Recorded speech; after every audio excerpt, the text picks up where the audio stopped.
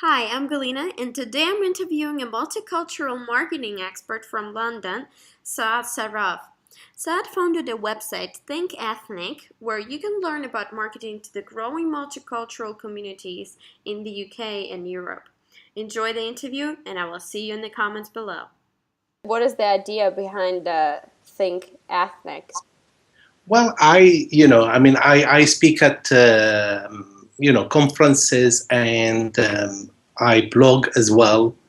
And one of my speciality is multicultural. So, I believe, um, I believe that the world is multicultural. And if you look at the major cities around the globe, um, they are thriving. There are probably 20 cities around the globe which are thriving and doing well, and almost most of them have some sort of multicultural or ethnicity. Look at you. You're in China and you're Russian. Can you imagine? So if you look at London success. You look at Dubai. You look at New York. A lot of these cities are thriving and doing well because they have diversity, and with diversity comes creativity, and comes buzz and life and energy. I never met anyone. I travel a lot. Every time I talk to people and say I am in London, they say, "Wow, this is where we want to be." I never heard anyone who say I want to be in a village in Austria. It's too boring. It's dull. Do you see what I mean? So the Yes. cities that are buzzing and thriving and doing well have diversity, and diversity brings love. It brings life. It brings food. It brings music. There is a lot to offer. So I believe that there are probably 20 cities, and they are growing because of diversity and multiculturalism. And I think the future is going to be defined like that. If you want to thrive, if you want to grow up, if you bring diversity, open your doors. Don't be afraid of diversity, because diversity brings with it potential for business, huge potentials. It opens new doors. And again, we are in a world of globalization, and we need to interact, we're going to have to work with Russia and China and Africa and Brazil and maybe Middle East. So we need to understand these cultures. So understanding of the cultures underpins business. And the more we are, you see, me and you now, we're relaxed, we're diverse, we understand each other, and we gelled very quickly in about 2 minutes. Can you imagine if we are doing a business deal, in That would 5 be minutes? fast. Exactly. So in 5 minutes, we open doors, we understand, we gel quickly, as if we know each other for 5 years. So you see that is really vital, and it's vital in business as well. So from that point of view, I try to develop a platform and a think tank, let's say, thinkethnic.com. So I want to pull in all the expertise, all the case studies, bits of news of interest, and really make it a pool for like-minded people to come in and contribute and share this vision, and that's where the idea stems from. That's great. I love it. And so people who your audience, right? Um, they're multicultural, right? And where do they usually come from? What do they do? Some of the audience are actually lecturers at university, either in marketing or diversity or multiculturalism. There are some who are marketing directors, brand managers, people who want to target this growing group of population which has disposable income, and they are coming up in the world. So there is that element. So you've got academia, you've got business as well, and you've got people in the media, and you've got and you've got people who come from an ethnic heritage as well. So I think we all have some common interest in here, a stake in here. And we need to promote this, because in the past, ethnicity has been seen always as negative. And I want to show the positive aspects of diversity. We have contribution to make, So, I somehow hate it when politicians here start knocking immigrants as a way of knocking multiculturalism because they're failing in their policies, or they're not delivering, or they want a cheap stunt in order to win election. So, we need to really assert ourselves and say, we are a group of people, we are smart, we are educated, we have disposable income, and, we're doing something positive, everybody in his own place. And we are a force to be reckoned with, So if you are interested in targeting us, and we are the new generation, we are the international generation. I am an Arab. I am here in London. I am as comfortable being in Moscow as I am in India and in Brazil. I can go in, I can gel in. And that group of people is a new community. It's a growing community. We have the same share and interest in music and in food and in all sorts of other bits as well. We are a generation that is coming up that the world of business hasn't seen before. Yeah, so it's really looking at this from a perspective of abundance rather than thinking, oh, they're going to take our jobs.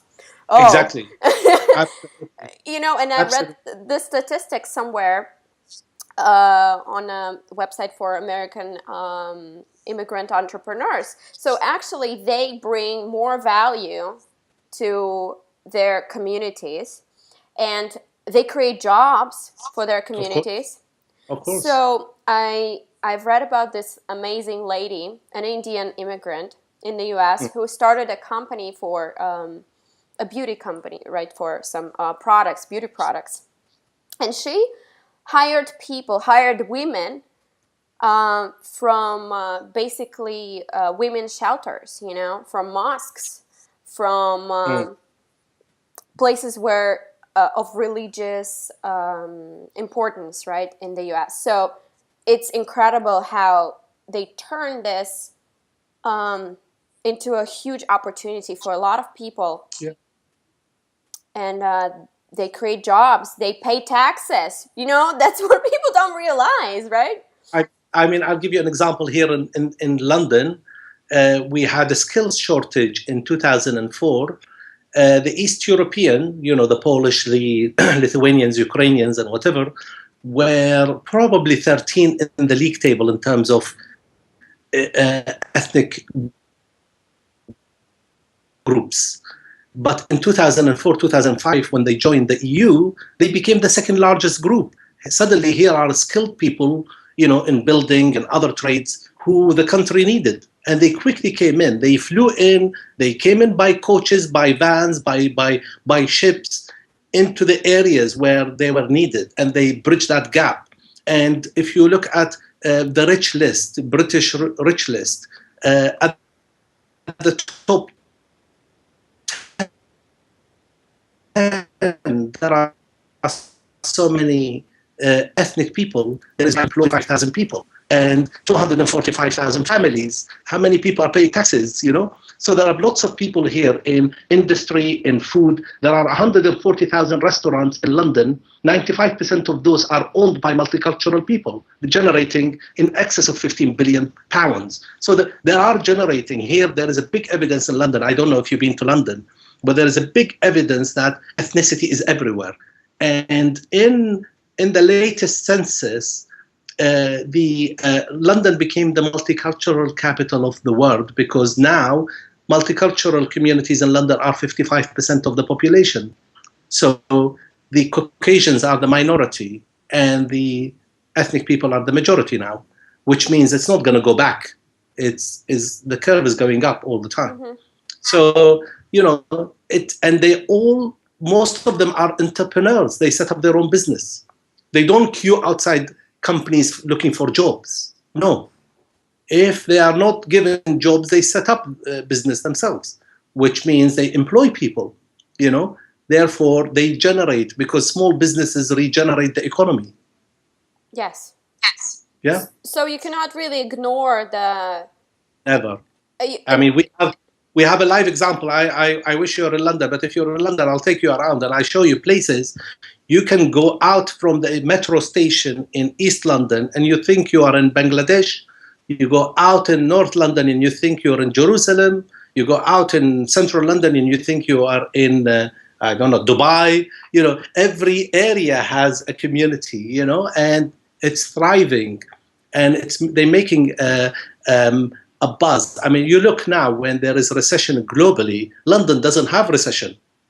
The people are still buying. They're buying designer bags. They're buying, premium stuff. They're buying expensive flats. Why? Because there are lots of entrepreneurs. You keep them in a place. You give them the freedom to innovate, the freedom to set up business, and things will happen. It's just like putting few creative people together, and suddenly they'll come up with lots of beautiful things. So I think this is where the thing is. It's beautiful, and I love that because, when there are so many immigrants from different countries and they're so connected with their own countries, the countries that they come from. So Yeah. I think it's a huge promise for kind of pacifistic future, Of course. where We learn. everybody is interconnected. Absolutely. I mean, they say there is a saying in the Middle East, and I'm sure it's in Russia and China and everywhere. It says, when you sit and eat with people, you'll become a bit more understanding. I can talk to you, but when we sit and eat, and you understand a bit more about me, I understand a bit more about you. All my if you know what I mean. When you get all these ethnic people together, if they have differences, because it's ignorance which brings in all of these discrimination and other issues. But the minute we get together, the minute we understand each other, suddenly we are friends. Suddenly we will start liking each other, and it helps understanding between countries as well. Less conflict, more business opportunities. Yeah. And I think it's crucial. I agree with that completely. I love this idea. In Russia, we don't really have this idea of multicultural society. Even though there's so many minorities in Russia, it's incredible. Yeah. But we only have this. People from Azerbaijan or Uzbekistan or Armenia, Georgia, setting up their own things, but it's not as huge as it is in, for example, in London, or so there are no neighborhoods where you feel like you're in India or in Middle East. I think the difference is freedom. Here you're being given the freedom to come in, to buy a place, to set up business, to live wherever you want, to do whatever you want, as long as and that freedom doesn't exist in our countries, to be honest. I don't think, even Middle East, I went to Dubai, and the locals have their own areas, and everybody else lives in a different area. So if you give people freedom, then you get creativity. But if you limit them, you're not going to get much, Yes. And I think in most of our societies, we limit people. We see the people from the outside as a threat rather than an opportunity. The English here are different. They see everything as an opportunity. They look at everything as a business. Will this add to my business? Will they recruit more of my people? So if you look at it this way, there's a lot of positive coming out of it. Yes. Yeah. And I think there are a lot of opportunities for new coming immigrants to, for example, to the UK, because there are already established communities there. So if they want to start a new venture, I don't know, making Iran, or I don't know what you call it, like the Yogurt. yogurt, right?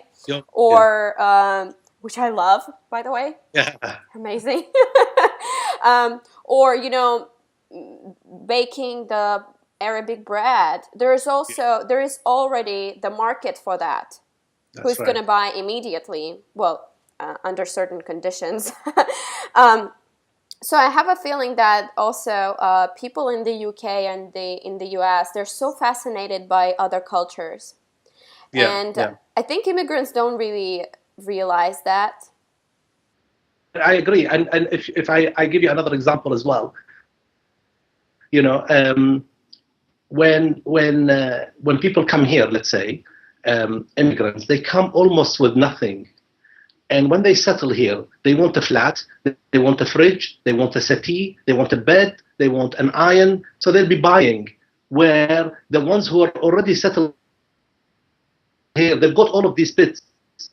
So even from a spending point of view, new groups will generate more sales, more, if you see what I mean. Mm-hmm. You know, so a new community comes in, they want to set up. It's like the Chinese. I was seeing something on TV when they come for work in Peking, and on the way back, they buy stereos and they buy a few electrical bits back to their families, you know. That always motivates or generate more sales, you know. It's a new community. They want to go up in the world. They want to buy a bicycle or a small car, or, you know, and that's why what's been happening, you know, behind the boom. People make come up in the world, they need all these necessities, you know, and that will keep the engine of the economy going.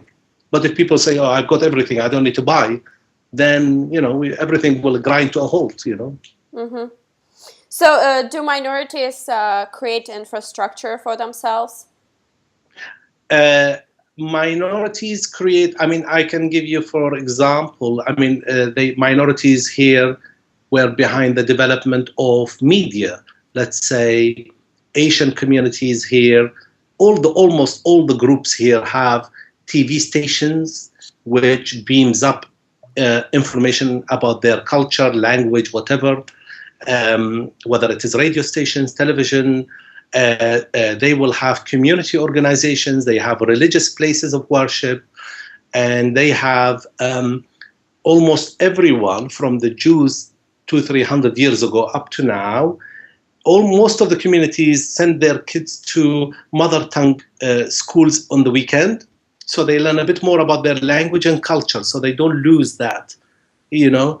Then they have their own events. They have events and carnivals. For example, the biggest carnival outside Rio de Janeiro is in London. It's called the Notting Hill Carnival, Wow.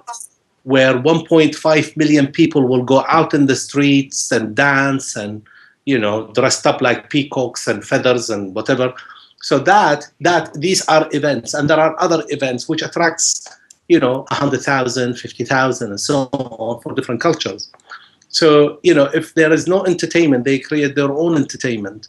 They have ethnic shopping areas, and people, usually what happens is Galina goes to China, and then she feels lonely, so she writes letters to her friends and say, "Come here, you know, this place in China is quite good." Suddenly, few people start coming in, and then you have a community. Then someone opens a shop to do some, I don't know, Russian bakery, and the other one does butchery, and so on. So suddenly you start having a community. And that's how the bits in this country started, you know, people coming in, writing to their family and friends and bringing them in. And suddenly, before you know it, there is a group or there is a community. And then they have whatever they need, they have to create, you know. So almost, I guess, you know, I don't know whether you know, but the 300 languages are spoken in London. 300 languages. That's more than the United Nations. So, so we have here quite a diverse place. We have lots of restaurants here. So there isn't anything from around the world you can find here. So you know, there are bits and infrastructure. Yes, of course. You know, they start creating their own thing, their own association, because they want to keep in touch. You know, but there's always this romanticism with back home. Even the Asians here, after 60 years, when they refer to India, they say back home. I'm going back home. Although they're born here and their father is born here, they still call India or their village that little romantic place back home. So I think that stays in the mind and it stays in the heart and it keeps them going, you know, and that's not going to go away. So it's beautiful. And why do you think it happened in London among all places?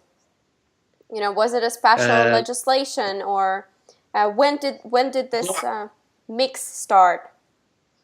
Well, what happened is that after the Second World War, they lost lots of people, men and whatever.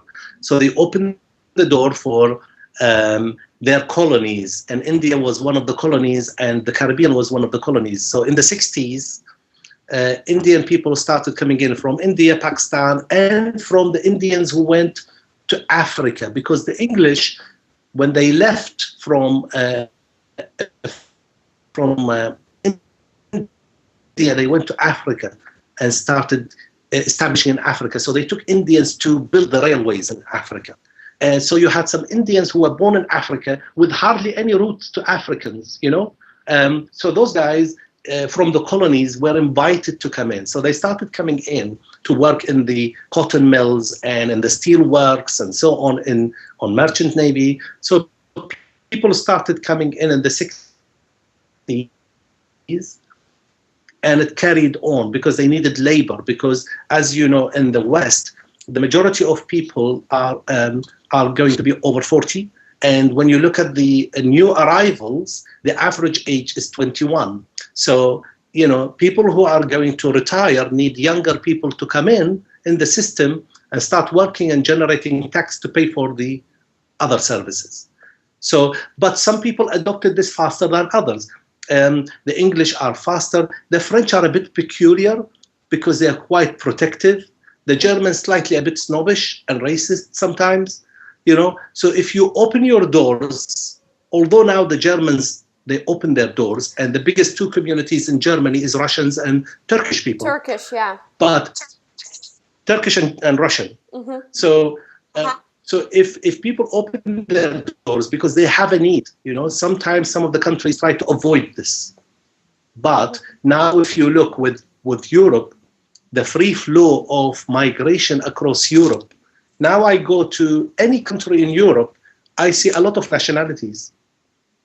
Because you can't even, if you're Polish and you can travel to Greece, work for 6 months, then go to Italy for 6 months, then come to UK. So that free flow of people cannot be stopped. So it's making Europe much more colorful. Yes. So how do these people see themselves? What is their identity? How do you see yourself, for example? I see myself as an Arab and in the UK or UK Arab. We haven't reached a stage like America. When I go and see my cousins in America, they have the American flag flying and say, I'm Arab American or I'm Asian American. In the UK, it's different. Still, they have not reached that stage yet because, they just still sometimes feel they are outsiders, But I feel, look, I spent a lot of time in the UK. I've studied in the UK, and I have lots of friends in the UK. Yes, so I have Arab friends, and I speak the language, and I understand the culture. That's a bonus, yeah? But different people have a different take. Some people have stronger attachment to roots. Some people have a moderate attachment to roots. And some people have almost not much, So it depends, Yeah. So think ethnic is you're doing this for fun, right? Or is it? No, I'm not doing it for. No, well, it's not for fun. I mean, I'm trying to create a community, a platform.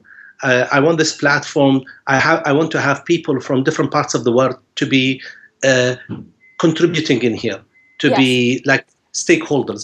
I want to build a community of like-minded people who believe in this thing, from the US, from China, from Russia, from India, whatever. All of these guys then will start coming up with dialogue, with a narrative, I mean, I have some narrative in my head, and you have your own narrative. But we want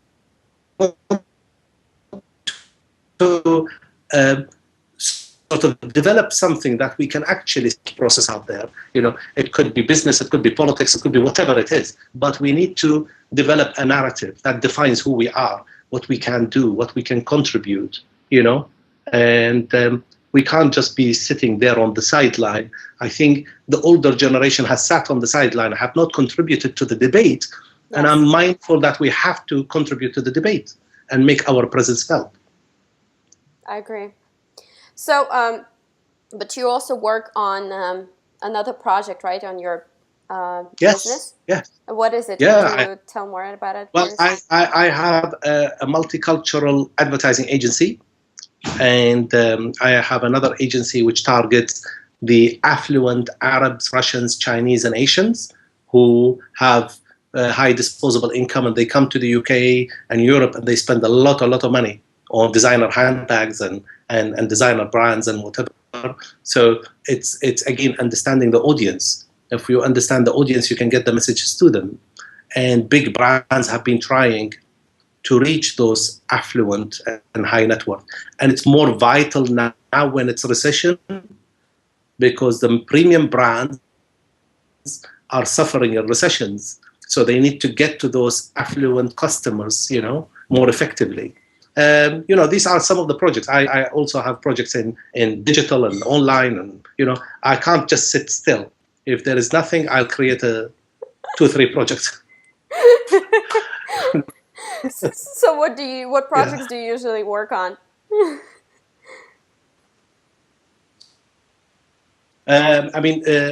Various, really. I tend to have a lot of energy, so I want to do quite a lot of things. I'm always like that. I can't sit still with one project. I feel insecure. I have to have so much. So it is, the platform is one, the agencies again. I work. And then you're a chef at I have night. worked in the Middle East as well, so it's quite varied.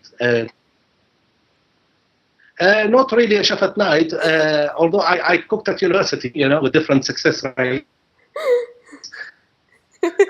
But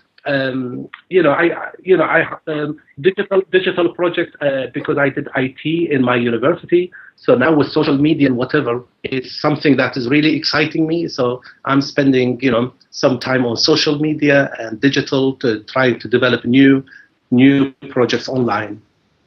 So do you think people who come to the UK, for example, they're fortunate to do so? Can they help their communities in their home countries by establishing some sort of economic relationships with the locals? It's what you can make. There are people who come in. It's all about your aspiration and what you want to make out of life. There are people who have this opportunity to travel around, but they don't make any difference to others. I believe it's what contribution you make. It's like, me coming into this meeting room and tidying it up and putting a picture here and painting and leaving it for others to follow. And there are others who come in and go and they don't leave any mark. And I think it's all up to the person, what you can make. The sky is the limit. I don't think there is any limitation except how small your mind is or how big it is. So I really think it's up to, especially now, look at the internet. The internet is a big enabler.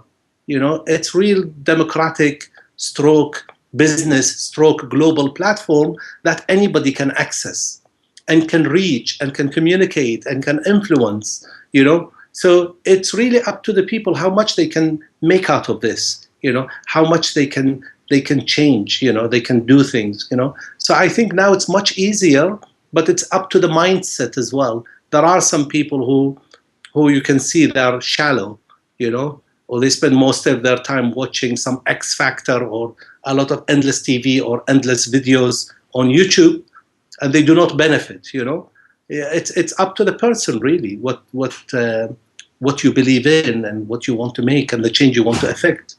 And the people who are inspirational and innovative are few and far between. They're not the majority. They're always the lonely ones, the lonely fighters.